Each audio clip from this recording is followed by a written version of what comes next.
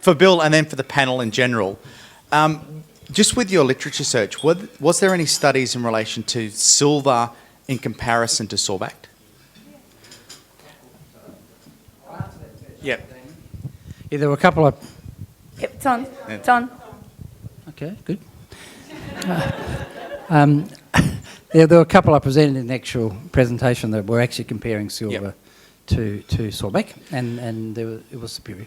Mm-hmm. So, and I suppose that the mechanism of the superiority for the panel, it's something that always interests me, is the what level of, if you're putting on a bactericidal, say a silver, you're killing bacteria. Is it the fact that the Sorbact is actually removing the bacteria which is causing the problem, or are we stopping that bactericidal effect, endotoxins being released into the wound, and is that causing a major problem? And are we looking at is that an endotoxin factor that could be the efficacy of Sorbact? Well, I think it's probably both. You know, you certainly are removing larger amounts than you would with the kill, I suspect.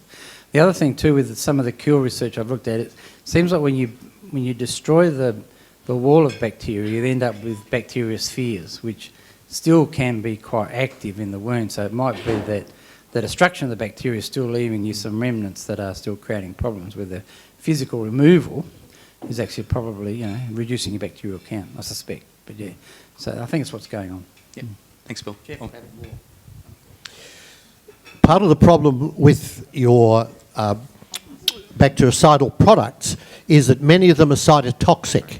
So they're actually going to damage tissue as well as killing the bacteria. Interestingly, in the study that I quoted, they showed that with Sorbact you get less toxin production.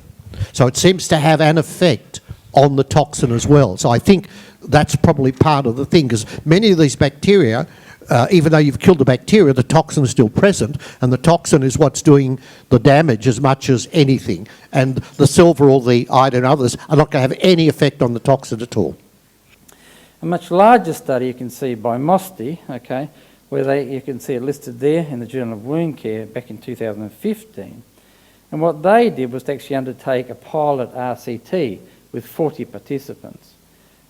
They did microbiological swabs on day 0 and day 4.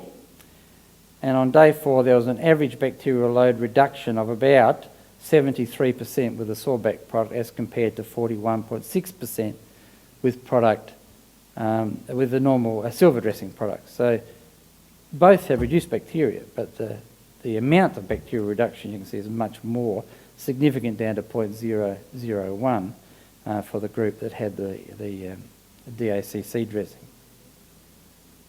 This study by Clintels in 2015, also from South Africa, was a cohort study, and what they did was look at full thickness burns. So this is away from the chronic wounds now, this is more the acute wounds. So these are partial and full thickness burns in 13 patients. Sorbact versus 2 brands of other silver dressings were used, so this wasn't a randomisation, it was a case series, as I've said. They had wounds that were large enough that 2 or 3 dressing types could be applied, so they were using the wound as the control rather than randomly assigning patients to a control or an experimental group. We have Kerry Coleman from Queensland, who has some interesting slides to show us on another case that is relevant to some of us who struggle with nasty wounds with Pseudomonas. So over to you, Kerry. Hi, so you can see here clearly, so we've talked about many of the bacteria today and different things. You can see in 2011 we'd been using Sorbact for quite a while, and actually Sorbact replaced a lot of our silver products within our hospital. But here you can see a man that's got extensive ulceration, and he has biofilms for Pseudomonas. And he had been silvered and iodined and everything. And the only thing that sort of turned that around really was Sorbact. So I think that when we look at his 4 weeks difference in just using Sorbact alone. So I just wanted to point out that the use of it for Pseudomonas, and in Queensland, Pseudomonas is a really big issue for us. So it's a really good way of pulling it around. I found it a very, very effective dressing for Pseudomonas. So it was just that we covered a lot of the others, but that was just the Sorbact alone. Thank you very much, Kerry. Thank you.